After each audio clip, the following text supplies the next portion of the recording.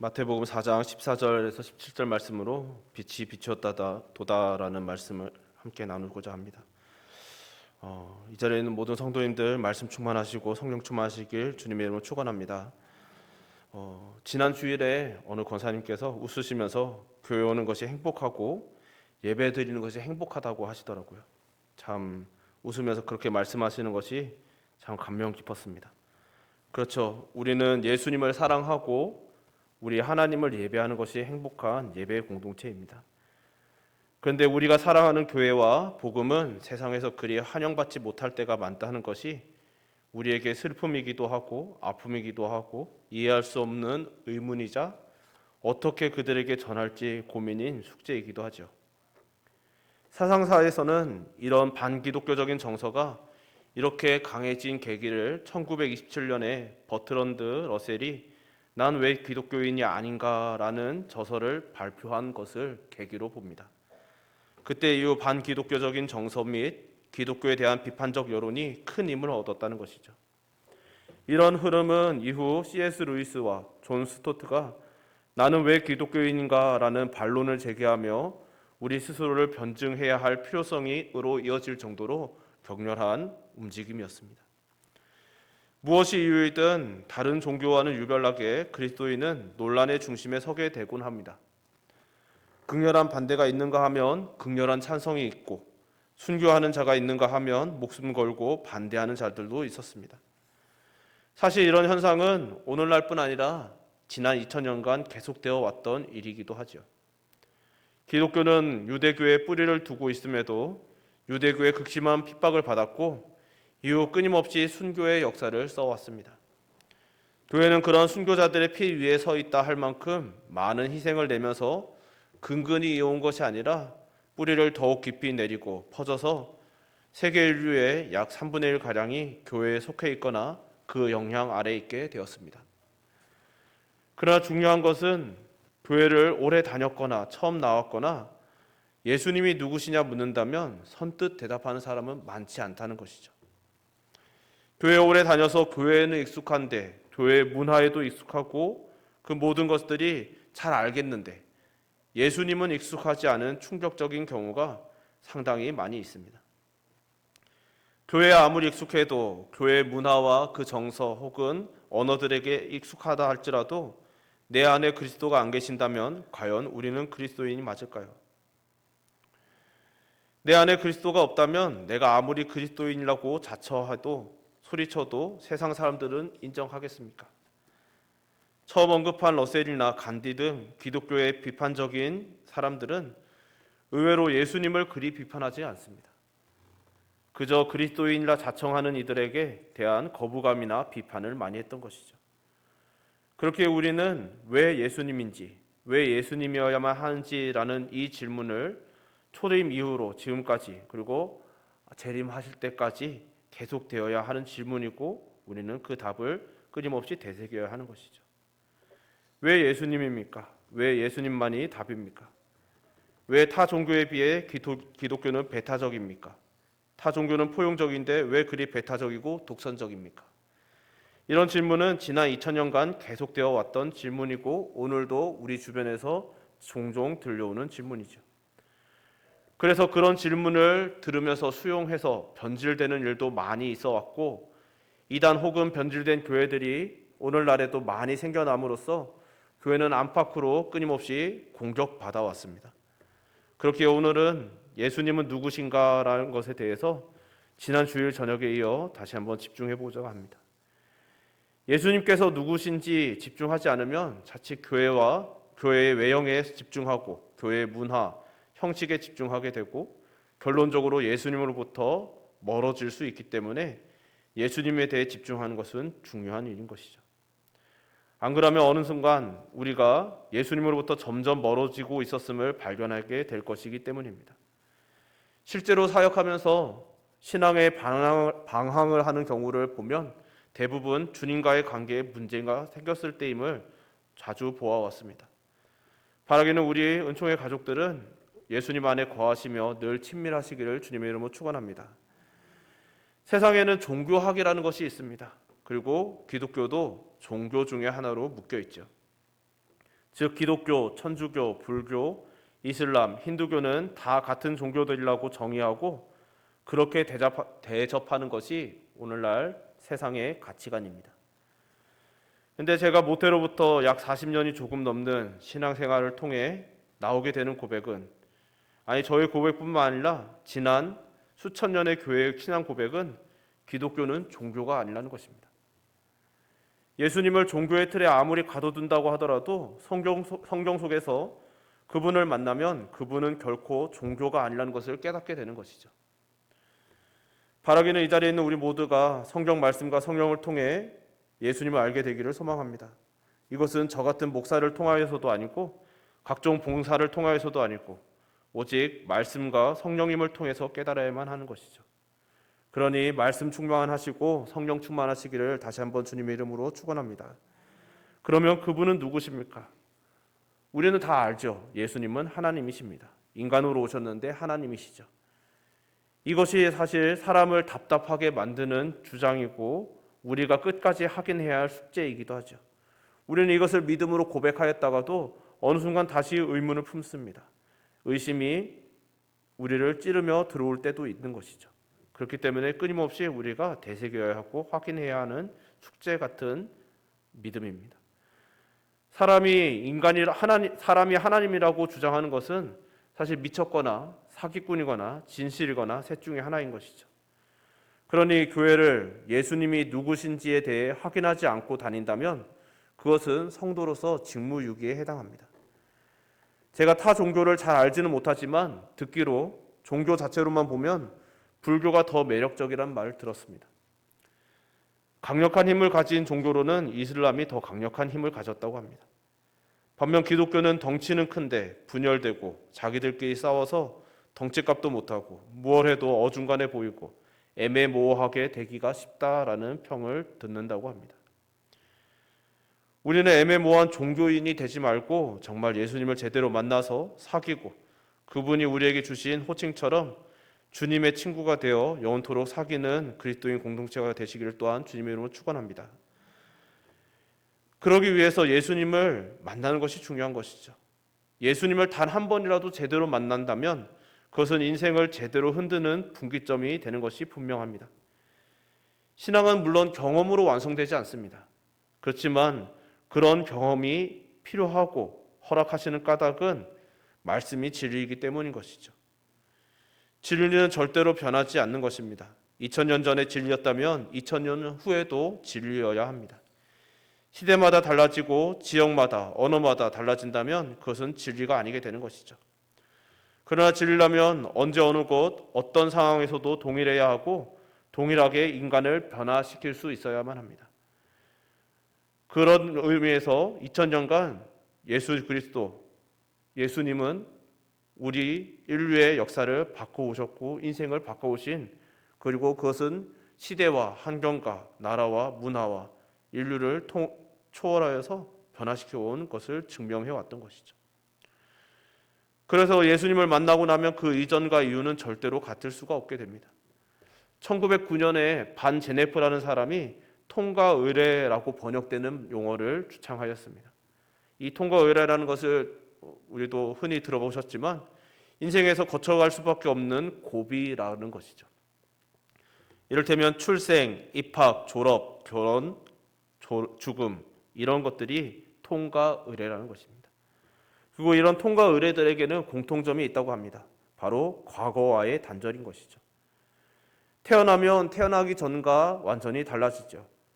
학교에 입학하면 입학하기 전과는 완전히 달라집니다. 졸업을 하면 또 이전에 학생이었던 신분과는 또 단절이 이루어집니다. 결혼하면 홀로 살던 때와 또한 단절이 이루어지고 죽으면 이 땅에서의 삶과의 단절이 이루어진다는 것이죠. 그래서 이런 단절과 과거와의 단절을 통해서 인간은 오히려 성숙에 이르게 된다는 것이죠. 새로운 다음 단계로 진입하게 된다는 것입니다. 그래서 이런 통과 의례를 확연하게 거쳐가지 않으면 성숙하지 못한 사람이 된다라는 것이 이런 통과 의례의 의미가 됩니다. 마치 알을 깨지 못하면 그 알 안에서 죽어갈 수밖에 없는 것처럼, 혹은 누가 외부에서 깨주면 힘이 없어서 살아갈 수 없게 되는 것처럼 꼭 스스로 거쳐 나가야 하는 관문이라는 것이죠. 그리고 그 중에 가장 극적인 통과 의례가 그리스도인이 되는 것일 것입니다. 그리스도인은 이전에 내가 죽기 전에는 절대로 될 수 없죠. 이전에 내가 죽는다는 건 대체 무엇입니까? 우리의 이전 상태는 대체 무엇이었기에 이전에 내가 죽어야 그리스도인이 될 수 있다라고 우리는 말합니까? 오늘 본문 16절은 우리의 이전 상태를 흑암에 앉은 백성이 큰 빛을 보았고 사망의 땅과 그늘에 앉은 자들이었다라고 말씀합니다. 흑암, 사망의 땅과 그늘에 앉아 있다는 것은 대체 무엇입니까? 소망이 없다는 것이죠.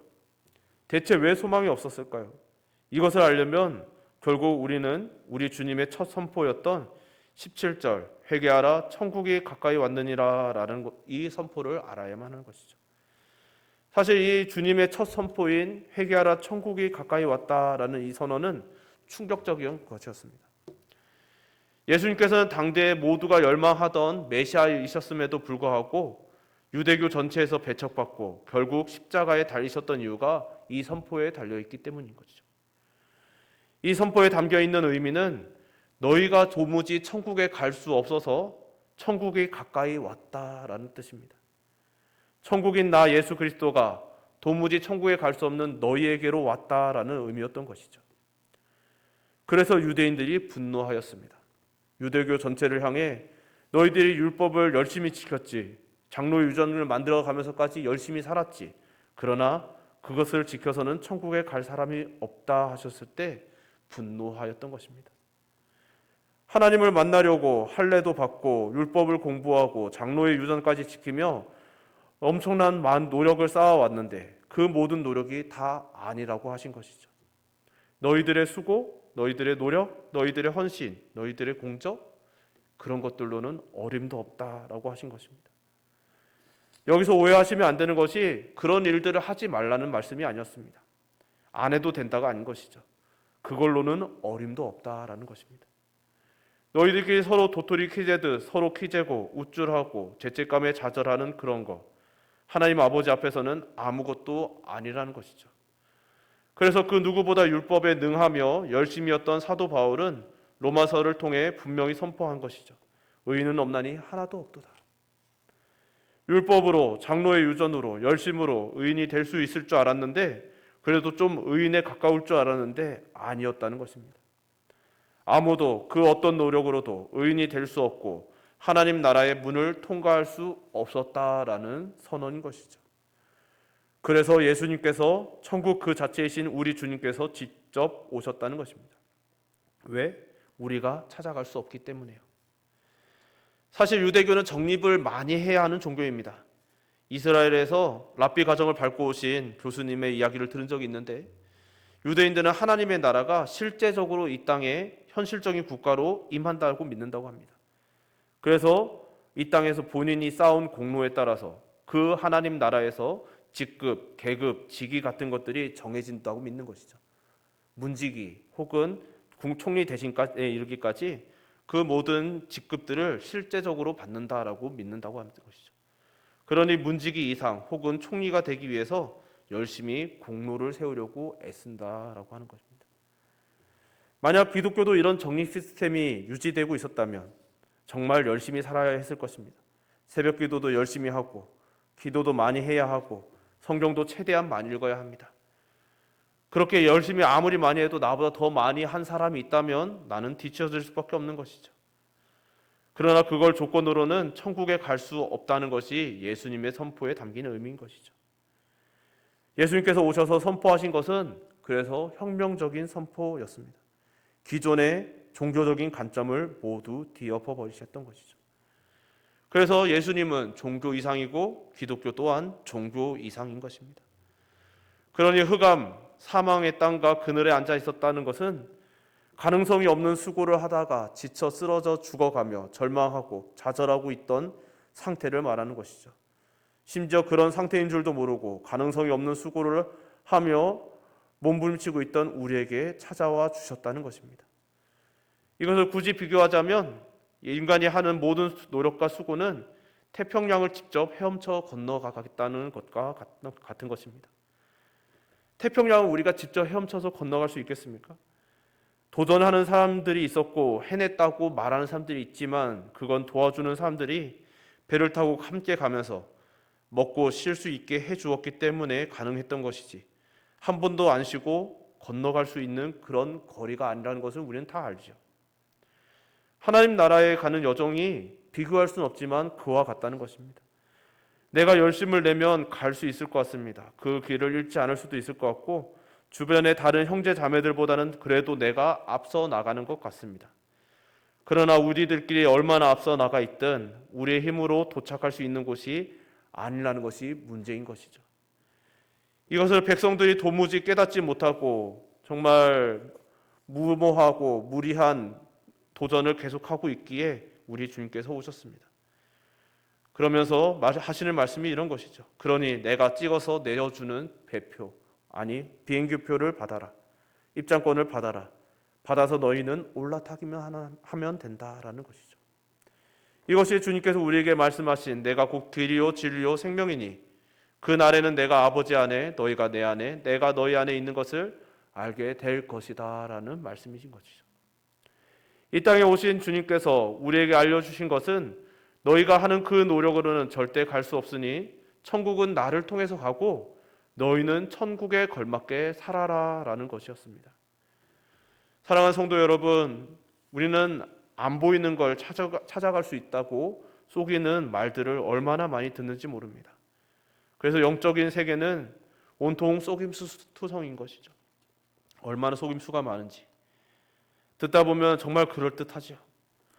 그러니 예수님을 믿는다는 것은 어린아이처럼 예수님 믿으세요 했을 때 예 믿지요 하고 쉽게 넘어가는 것이 얼마나 축복인지 모릅니다. 사실 우리가 안다 하더라도 이 땅에서 알고 깨닫는 것은 하나님 앞에 설 때에만 온전히 알게 되는 것이죠. 너무나 중요한 일이지만 알고는 있지만 그것이 진정으로 와닿고 감정으로 오는 진정한 감정을 느낄 때는 하나님 앞에 설 때일 것입니다. 그만큼 중요한 일이지만 이것이 내 논리, 이성으로도 판단으로도 감정으로도 믿어지지 않아서 진지하게 부딪힌다면 일생을 걸어도 답을 못 찾을지 모르고 답을 찾는다 해도 믿음이 반드시 생기는 것도 아닌 것이 이 여정인 것이죠. 그러니 이 영적인 세계를 향한 여정을 시작할 때는 첫 발을 잘 내딛어야 하고 어디에 내 몸을 묶을지가 너무 중요합니다. 왜냐하면 영적 세계는 속임수가 많은 미로와가 또 같기 때문인 것이죠. 안 보입니다. 그러니 출발하기에 앞서 우리는 단단하게 기준을 세워놔야 하는 것이죠. 그 기준에 우리를 고정해 놔야 하는 것이죠. 그렇지 않으면 길을 잃었을 때 제자리에 돌아올 수도 없고 안심하고 그 길을 갈 수도 없기 때문입니다. 그리고 어딘가 묶는다는 것은 생명선을 연결하는 작업과도 같은 것입니다. 그래서 우리는 하나님께서 우리의 출발점이자 생명줄을 묶을 수 있는 말씀을 주신 것을 감사해야 합니다. 내가 예수님과 연결되었는지 알려면 복음서를 보면 되는 것이죠. 영적인 여정을 시작하면 정말 많은 방해가 있지만 그래서 예배를 못 드릴 이유는 끝도 없이 생겨나지만 그래서 이 길을 못 갈 이유도 끝도 없이 쌓여가지만 그럼에도 불구하고 우리는 이 여정, 믿음의 경주를 끝까지 완주해야만 합니다. 지금 어떤 교회들은 사순절이라 부르며 예수님을 더 묵상하는 시기를 갖고 있습니다. 우리도 곧 종려주일과 고난주간, 부활주일이 다가오고 있죠. 이 시기에 부탁드리는 것은 조금 더 노력하셔서 이미 읽고 계시는 분들도 있으실 줄 믿지만 복음서를 함께 읽어보시면 좋겠습니다. 사복음서 전체는 아니더라도 복음서 한 권만이라도요. 그리고 읽으실 때 특별히 내가 무엇을 할지 적용점을 찾기보다는 대체 여기서 예수님은 누구시지? 예수님은 무엇을 하신 거지? 무슨 의도셨을까? 같이 예수님에게만 집중하며 읽어보시면 좋겠습니다. 우리의 모든 답은 성경에 있기 때문입니다. 근데 그 답을 우리가 해야 할 일에서 찾으면 우리는 역으로 오히려 아무것도 할 수 없게 되는 것이죠. 예수님을 알아야만, 그 안에 담긴 하나님을 알아야만 우리는 길을 찾을 수 있습니다. 말씀을 보시되 그 안에 담겨있는 하나님, 예수 그리스도, 우리 성령님, 삼위일체 하나님을 날마다 발견하시고 그곳에서부터 시작하여 우리의 살아갈 방향을 찾으시기를 주님의 이름으로 축원합니다. 신앙의 목숨을 걸어야 한다는 말을 우리는 많이 듣습니다. 그리고 우리의 믿음이 진짜인지 아닌지는 목숨을 거는지 안 거는지 보면 알 수 있다고도 합니다. 그런데 그것을 실제로 어떻게 할 수 있을지 우리는 실제로 순교의 자리를 나가야 하는가라는 역질문을 듣기도 합니다. 그런데 우리가 이 믿음에 우리의 신앙에 목숨을 거는지 알 수 있는 방법들이 있는 것이죠. 부조리한 시대를 살고 있고 부패한 세상을 우리는 살고 있는데 이런 때에 우리가 무엇을 믿고 어떻게 살고 있는지를 정하는 것에 있습니다. 예를 들면 뇌물을 받는 것이 당연하다라고 말하는 사회 속에서 뇌물 받는 99명이 아니라 뇌물 안 받는 1명이 답이고 나는 뇌물을 받지 않겠다라고 선택할 수 있어야 하는 것이죠. 지난 주 중에 어떤 분들이 바람 피우는 것도 사랑이라고 말했다고 합니다. 그런데 온 세상에 바람을 피우고 그것도 사랑이라고 말한다 할지라도 그것은 사랑이 아니라 한 사람의 남편과 한 사람의 아내가 만나 둘이서 사랑하는 것이 답이라는 것고 말할 수 있어야 하는 것이죠. 때를 따라 바뀌는 세상 풍조는 답이 아니라고 우리는 믿습니다. 모든 사람이 간다고 답도 아닙니다. 대로를 간다고 해서 답도 아닙니다. 우리는 오직 예수님만이 길이라고 믿는 사람들입니다. 우리는 예수님 안에 있어야만 합니다. 그러면 우리는 하나님 아버지께서 양자 삼아 주실 것입니다. 이 양자 삼아 주심은 그냥 우리를 선언적으로 너는 이제 법적으로 내 아들이야, 내 딸이야 라고 말씀하신 수준이 아닌 것이죠. 예수님께서는 우리가 예수님을 믿으면 우리가 예수님 안에 거하게 된다고 하셨습니다. 예수님과 하나가 된다고 하셨습니다. 그러니까 하나님께서 우리로 하여금 너희는 내 양자다라고 하셨을 때 그 의미는 예수님을 향하여 이는 내 사랑하는 아들이요 이라 선언하셨을 때 예수님을 바라보며 세상에서 가장 사랑스러운 눈으로 예수님을 바라보실 때 그 안에 거하는 우리도 함께 그 사랑스러운 눈으로 바라봐 주셨다는 것입니다. 그러니 예수님을 우리가 알고 예수님 안에 거한다는 것은 생각보다 너무 많이 중요하고 그렇기에 가장 중요합니다. 간절히 바라기는 이 자리에 있는 모든 성도님들께서는 이 사실을 잊지 마시고 날마다 예수님으로 시작하여 예수님으로 살아가시기를 주님으로 축원합니다. 바라기는 예수님 더 알아가시고 예수님 안에서 사랑받으시며 믿음의 복락 누리시는 은총교회 성도님들 되시기를 주님의 이름으로 축원합니다. 기도하겠습니다. 사랑이 많으신 하나님 아버지, 오늘도 이렇게 저희들 불러주사 주님 앞에 나와 예수님에 대하여 다시 한번 더 생각해보게 하심을 감사드립니다. 우리는 예수님을 압니다. 예수님을 믿었고 사랑하였고 그래서 지금까지 왔습니다. 그러나 우리가 알고 사랑하고 지금까지 왔다고 하여 우리들이 안심하기에는 예수님이 너무 소중함을 다시 한번 되새겨 봅니다. 간절히 바라기는 우리 은총교회가 우리의 은총의 모든 식구들이 이 사실을 잊지 않고 날마다 예수님을 되새기며 예수님을 생각하며 예수님을 따라가며 예수님을 잊지 아니하는 날마다 예수님을 확인하는 그런 성도들 되게 하여 주셨고 그래서 주 안에서 양자되어 하나님께서 주 안에서 사랑스럽게 보이는 우리를 바라봐 주시는 그 사랑을 느끼며 누리며 그것을 또한 고백하며 전하며 기쁨으로 살아갈 수 있는 모든 복음의 복락을 누리는 성도 되게 하시고 그런 교회 되게 하여 주시옵소서. 오늘도 불러주신 모든 은혜에 감사드리오며 예수님 이름으로 기도드립니다. 아멘.